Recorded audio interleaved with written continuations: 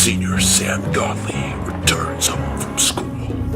But what he doesn't know is that someone is waiting there, watching.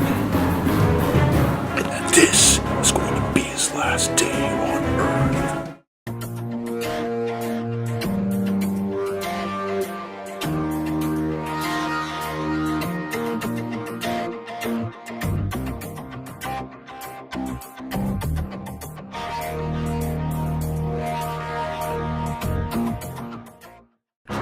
Miami, Florida, 3:05 p.m. Sam Godley exits his vehicle and goes inside. He thinks it's a normal afternoon, but in reality, there's a sinister person waiting for him. Sam grabs a hold of his drink and relaxes on the couch.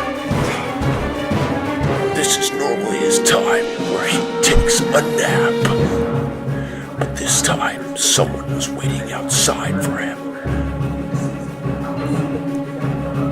As Sam drifts off to sleep, the killer sneaks through the back door, takes off his shoes, walks behind Sam. He pulls out a cord and strangles Sam. Sam manages to overpower the killer. For only a moment, he throws in a couple good punches, but is overpowered in the end and strangled to death. The killer stands up, looking at the body,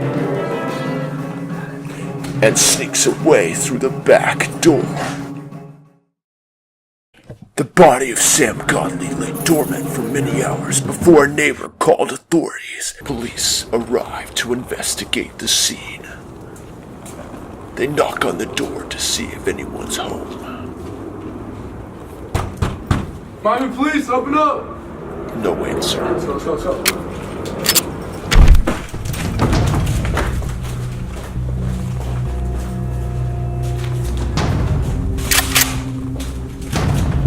Clear! Clear! You got anything? No. Neither. After searching the house, they find the body. He's dead.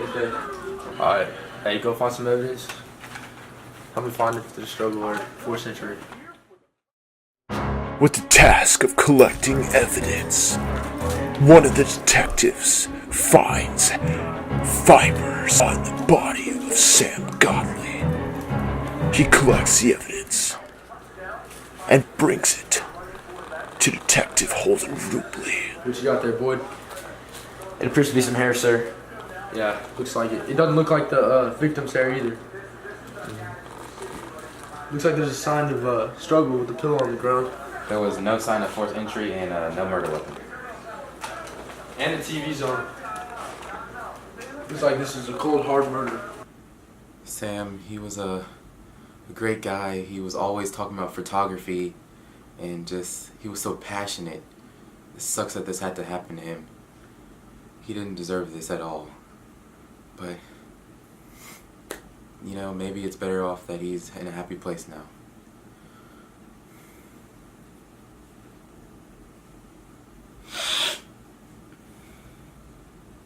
Forensic scientists are left puzzled as they try to solve the mystery of how Sam Godley was murdered.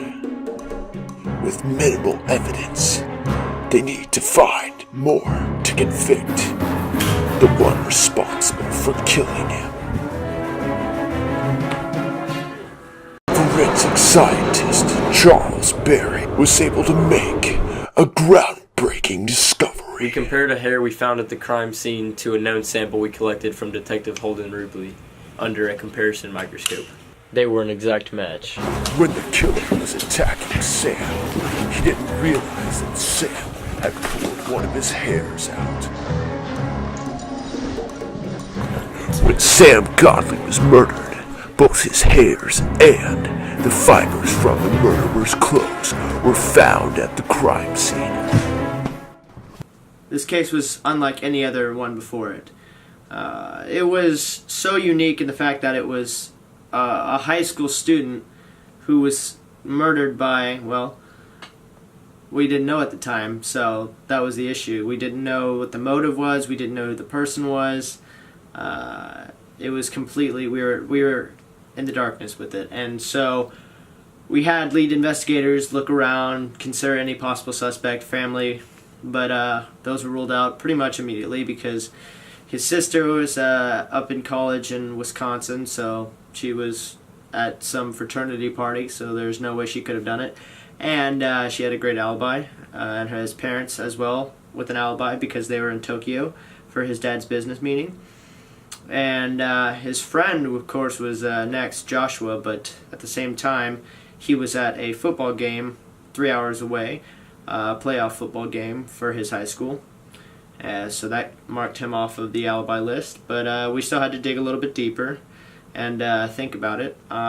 It was definitely difficult to determine, but you know, the lack of evidence that was found at the crime scene, there was very minuscule. It was a couple fibers, a hair or two, and of course the fingerprint, which really closed the case in for us. There was a fingerprint on the back door that was left from the killer, so we can assume that he murdered the person and then snuck out the back door. And so that kind of solved the mystery of how and when, but we still needed to know who.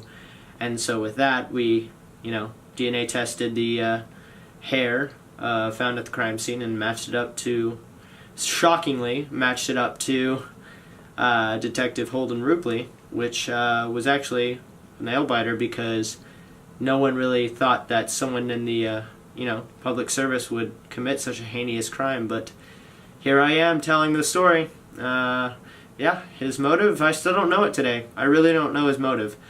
That's something that'll probably be left a mystery for a long time, if not ever.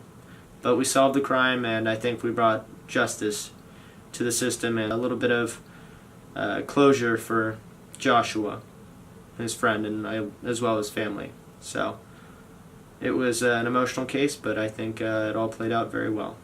I don't know why anyone would ever feel the need to do this thing to Sam, but I'm glad the detectives found enough evidence to solve the crime and find the guy who killed my friend Sam.